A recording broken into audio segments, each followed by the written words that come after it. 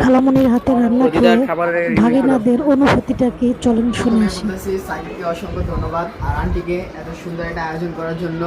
আন্টির হাতে রান্না খাইতে পুরো মুগ্ধ, মানে এখন এগুলো খাইনি কিন্তু চা খাইছি আর চাটা তো কি যে বলবো, চাটা জাস্ট ওয়াও ছিল। মানে আপনারা সবাই লাইক কমেন্ট শেয়ার করে যাবেন, নেক্সট টাইম আপনারা লাভ পাইতেছেন ইনশাআল্লাহ ইনশাআল্লাহ।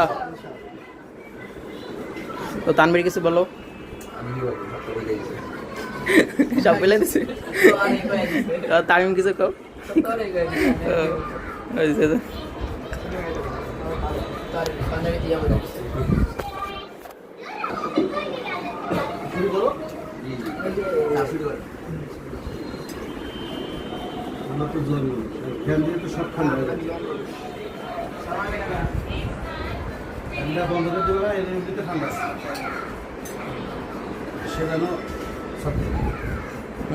রেড অ্যান্ড একাডেমির ছাত্র